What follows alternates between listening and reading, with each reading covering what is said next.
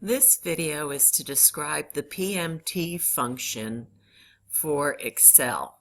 Sometime in your life, 90% of you will, or 95% of you will eventually end up taking out a loan.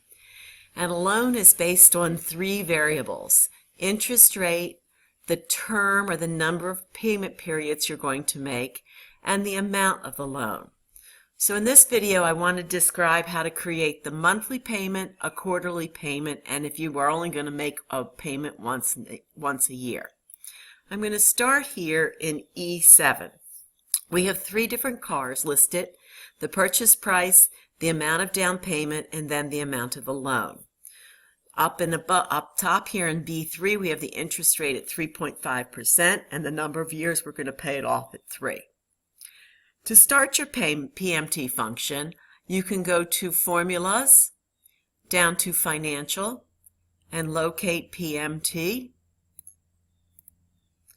And I always like to use this dialog box because you actually can see the various arguments that are included in this function. So the first argument is the rate. Now, if I click in cell B3, that is the 3.5% interest rate. But I'm looking for a monthly rate, so I need to take that annual interest rate and divide it by 12. My next argument is the total number of payments of the loan. I know I'm taking the loan out for 3 years, but again, I'm trying to determine the number of payments, so I have to take the years and multiply it by 12 because there's 12 months in a year. So I'm going to end up having 36 payments. My last argument that we need for PMT is the present value, which is the amount of the loan. And the amount of the loan that I have here is, for the first car, my Ford Focus, is in cell D7. Now there are two other arguments in the PMT function, but they're both dull. Notice that they're not as bold as the first three. The first three are required. The next one, the future value, this is more if you're taking a lease. So if you're leasing a car out for 3 years, after 3 years it has a future value, that's what you're going to put in there. And then the last argument is the type of loan. You leave it 0 if you're going to make the payment at the end of the period. So in other words, you take out the loan when you buy the car on September 1st. Your first payment is not till the end of the month, August 1st. Now some banks have you make a payment right then and there at the beginning of the period, and if that's the case, you then not want to type a number 1 to make that the beginning of the period. But most loans, I would say 95% of the loans, are you make the period at the end so you can take a 0 or leave it, omit it. I'm going to go ahead and click OK, and you can see what happens here is when you create the PMT function, the answer to the PMT function becomes a negative number. I really don't want to see that. So what I want to do is I want to edit my function, and you want to put a minus sign in front of the present value. So I'm just going to put it right in front of my last argument. Now if I accept that answer, you can see it changes to a positive number. Now, typically what we can do is copy this formula down, but when you copy it down, notice that I'm getting error messages. And that's because if I come back up to E7 and actually look at the formula, you can see that every single cell reference is a relative cell reference. And they change when they copy down.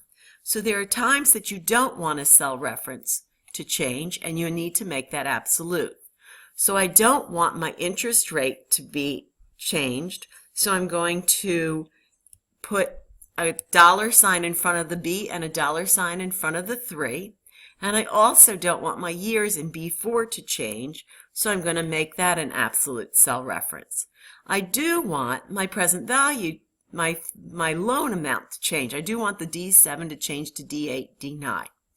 So if I go ahead and click to accept that, and now copy it down, you can see the different levels of your monthly payment. Now there are times that you might even have quarterly payments. So again, we're going to start with the PMT function. And this time, the interest rate is annual. We're going to go ahead and make that. We know we're going to copy that down, so we're going to go ahead and make that an absolute cell reference. But here we want to take that annual rate into quarterly rate. So you divide it by 4. The number of periods or payments, you have 3 years. Well, there are 4 quarters in a year, so we're going to multiply that by 4. And then the present value, we're going to put a minus sign in front of and accept D9. If we go ahead and click OK, you can see that if we set this loan up to have quarterly payments, our payment is that amount. And again, if we copy it down, you can see the difference between a monthly and quarterly. Occasionally, you may have a loan that you want to just make one annual payment. And in this case, then you don't need to make any adjustments to the interest rate or the loans of the payment in the terms. So the interest rate is 3.5%. We'll make that absolute to copy it down. The number of payments, we're only going to make 3 payments once a year. Again, we'll make that absolute. And the loan value, we'll put a negative in front of the loan amount and accept that, and then copy it down. So I hope that that helps. Now here's the beauty of doing this in an Excel spreadsheet. You can sit there and say, well, what if I find a car payment that is only 2.5% interest? You can change the 3.5 to 2.5%, and you can see the various differences in your monthly payment. How about instead of 3 years, you're going to make it a 5-year loan, and you hit enter, you can see the different payment schedules.